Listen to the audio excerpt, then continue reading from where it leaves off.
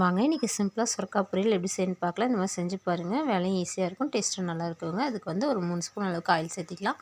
1 spoon அளவுக்கு கடுகு சேர்த்திக்கலாம். 1 ஸ்பூன் உளுத்தம்பருப்பு, 1 ஸ்பூன் அளவுக்கு கடலைப்பருப்பு சேர்த்திக்கலாங்க. இது நல்லா பொரிஞ்சு வரட்டும்.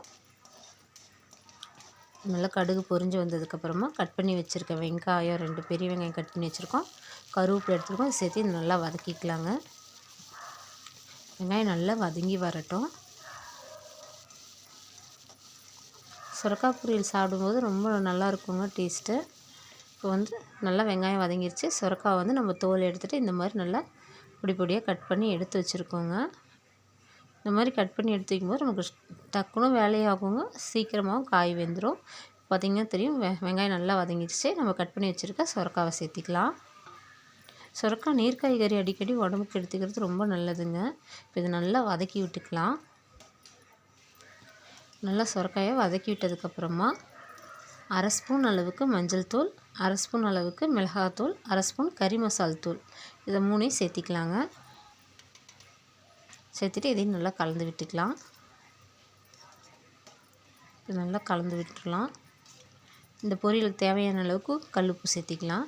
எப்பவுமே தூளுப்பை விட கல்லுப்பு சேர்த்து செய்யுங்க, டேஸ்ட் நல்லாயிருக்கும். இது நல்லா கலந்து விட்டுக்கலாம். சுரக்காய் வந்து நீர் காய்கறிங்கனால தண்ணி அதுவே விடுங்க. நம்ம இதுக்கு தண்ணி ஊற்றி வேக வைக்கணும்லாம் இல்லை. சிம்மில் வச்சு ஒரு 5 நிமிஷத்துக்கு மூடி வச்சுக்கலாம். ஒரு 5 நிமிஷத்துக்கு அப்புறம் மூடி எடுத்துகிட்டு பாருங்கள், காய் தண்ணி விட்டு வெந்திருக்கும். இந்த கொஞ்சம் ஒரு கலர் கிளறி விட்டு திரும்பவும் நம்ம மூடி வச்சு ஒரு 5 நிமிஷம் வேக வச்சுக்கலாங்க. இது நல்லா கலந்து விட்டுக்கலாம். நம்ம இடையில இந்த மாதிரி கலந்து விட்டு வேக வைக்கும்போது சீக்கிரம் வெந்துருங்க. இப்போ மூடி வச்சு ஒரு 5 நிமிஷம் கழித்து பார்த்திங்கன்னா காய் நல்லா வெந்து வந்திருக்கும். பார்த்திங்கனாலே தெரியும். இது நல்லா கலந்து விட்டுக்கலாம். பார்த்திங்கன்னா தெரியும், காய் நம்ம முன்ன போட்டதுக்கு இப்போ எப்படி இருக்குன்னு.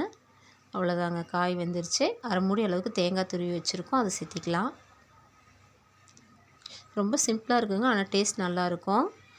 தேங்காய் போட்டு கலந்துக்கலாங்க. இப்போ கிளறி விட்டுக்கலாம். அவ்வளோதாங்க, சிம்பிளாக சுரக்காய் பொரியல் ரெடி ஆயிடுச்சு. இதே மாதிரி செஞ்சு பாருங்கள், டேஸ்ட் ரொம்ப நல்லா இருக்குங்க. அவ்வளோதாங்க, ரெடி ஆயிடுச்சு. வீடியோ பிடிச்சிருந்தால் லைக் பண்ணுங்கள், ஷேர் பண்ணுங்கள், சப்ஸ்கிரைப் பண்ணுங்கள்.